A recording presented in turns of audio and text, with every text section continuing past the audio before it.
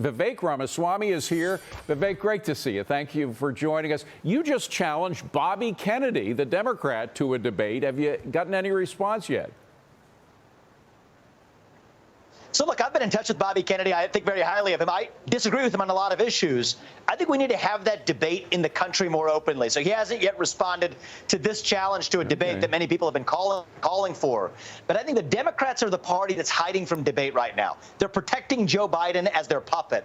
I think we in the Republican Party need to be better than that and say, hey, we're the party of free speech and open debate. We embrace that because we're on the winning side of these arguments. And I'm willing to be our standard bearer to actually take that debate to the other side's home. Okay. And whether it's with Don Lemon or the Democrats who are running for president, that's what I'm doing. All right.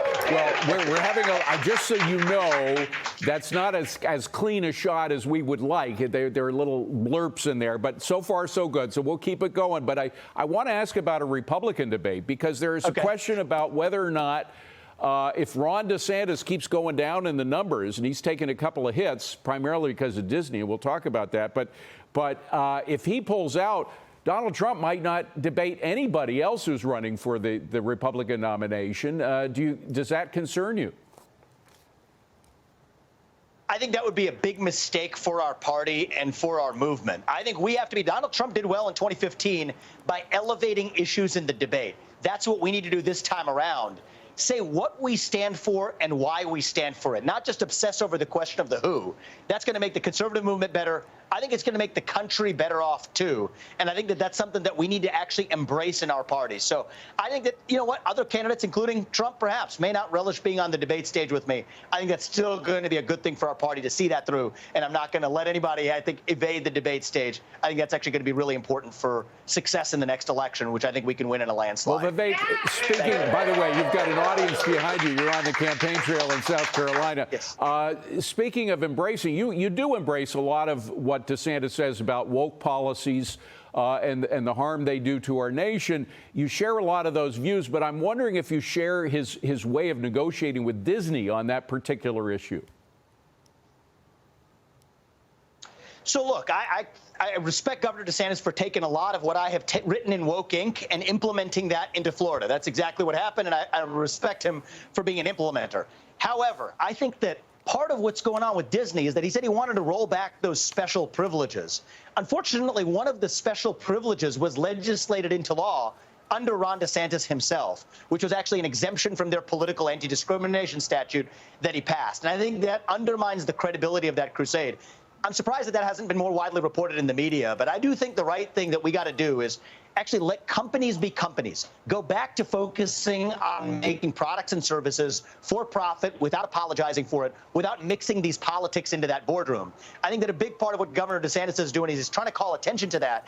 But unfortunately, many of the crony capitalist privileges, like special exemptions that Disney enjoyed, were unfortunately passed into law under DeSantis' own watch, which I think actually undermines the credibility of his ability to go after them using state power Vivek, now. So I think that's the reality. Let me ask you about something that's happening in the news right now and how you would deal with some of these issues. The debate over the budget. Of course, the president is not meeting with the Republicans at all, with Speaker McCarthy, but the Republicans have put out some of what they would like to cut from this huge multi-trillion-dollar increase in the budget. They want to rescind funding for the IRS agents, the 87,000 IRS agents. They want to reallocate unspent COVID-19 relief money. They want to eliminate Biden's student loan forgiveness plan. What are some of the suggestions you would have for cutting the budget? So, look, I think that we should actually talk more about GDP growth in this country. There's this debate about tax increases that Democrats want versus spending cuts that Republicans want. And I do think there are room for smart spending cuts. But actually what we really need to do is revive economic growth itself. It's as though we've forgotten that's an option. Unshackle ourselves from this climate cult that holds the United States back while leaving China untouched. Right. Put people back to work. Reform the Federal Reserve. And I think if we're growing back again above 3+%, and I think we can get to 5+% GDP growth, our fiscal problems become small by comparison. So that's where my focus is, and I think that's going to actually be what leads us out of our fiscal problems, not just wearing bifocal glasses and playing accountants with tax increases or small spending You're cuts. absolutely right. We have an anemic growth rate right now. We just got the GDP numbers this week, 1.1%. It was half of what we expected. But you are on the record for wanting to eliminate some departments completely, like the Department of Education. I just want to read to you the mission statement of the Department of Education. It says, our mission is to promote student achievement and preparation for global competitiveness by fostering educational excellence and ensuring equal access. Well, we have seen test scores go way down. Globally, we're kind of a laughingstock, and when you compare us to China or some of our major competitors, and yet we're spending more money than ever, $80 to $90 billion in the Department of Education, $182 billion in COVID relief for K through 12. How would you reapportion that money to help our schools quickly? Well, the Department of Education should have never existed. That's why I will shut it down. That $83 billion is misspent.